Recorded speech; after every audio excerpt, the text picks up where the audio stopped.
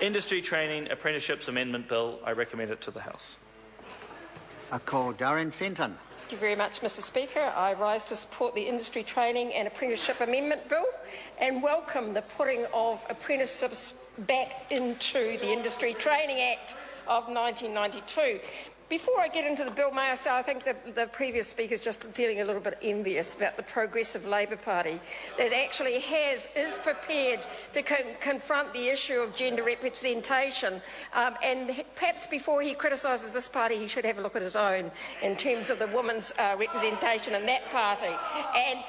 And if he doesn't think there's a problem about women in industry training, he should go and have another look at the figures. Now, one of the things I think that's a little bit sad about this bill, even though we support it, Mr Speaker, I think that we are repairing an awful lot of damage that was done during the 1990s, and particularly to apprenticeships.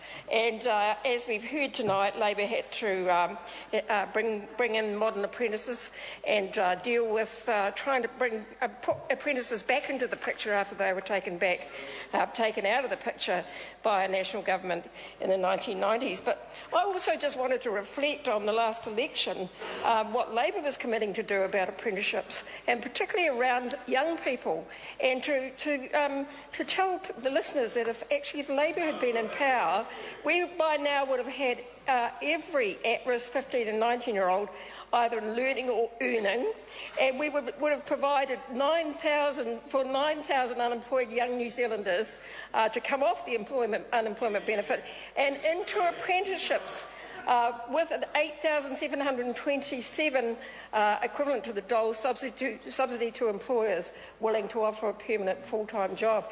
Now, I went and talked to quite a lot of people during the last election, and particularly those running group apprenticeship schemes, shared apprenticeship schemes and so on, and they were very enthusiastic about this policy and actually very condemning of the fact that the national government had run down industry training, $55 million cut from industry training.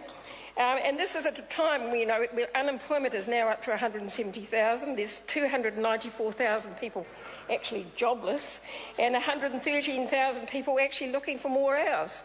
So, it's declined by 20% under the National Party. So, it's pleasing to see something in the House at last after nearly, 6 years of a national government to be addressing the issue of apprenticeships. But I also want to draw the attention of those members opposite too about the purpose of this bill.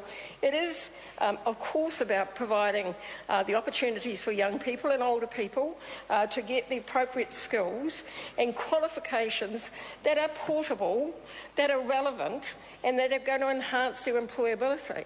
This isn't about doing favours, about employers doing favours for people by offering them apprenticeships. This is about making sure that we are building the skills that we need for the future of our country.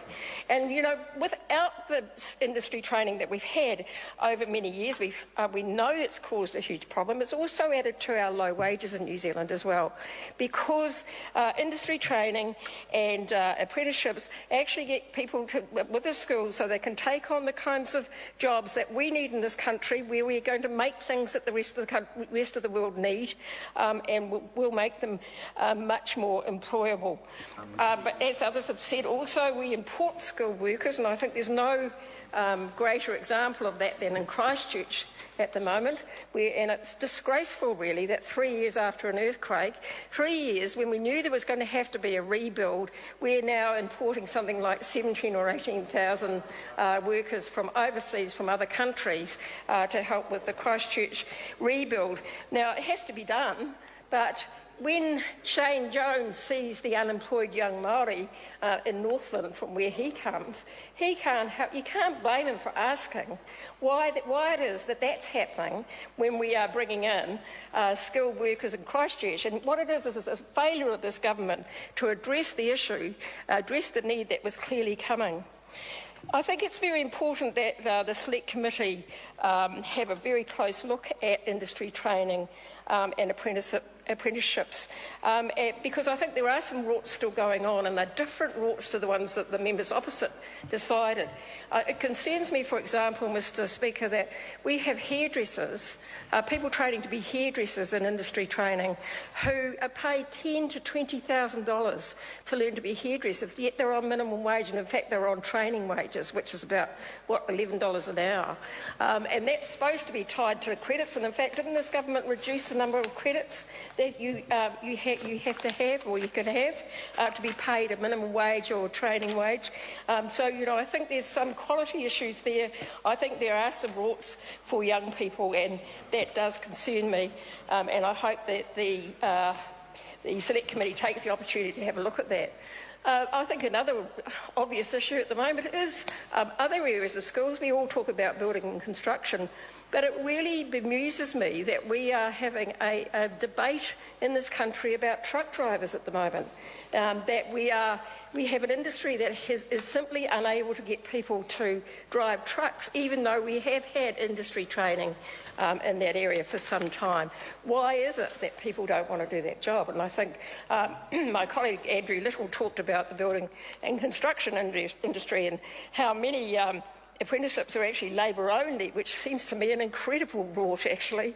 That's a terrible rort with supposedly apprenticeships, but not even being paid properly, supposedly self-employed, no security of employment, paying their own ACC.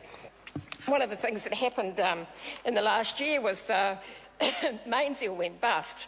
But before that, they applied to Immigration New Zealand to bring in 100 Chinese workers to work in their business called King Facade.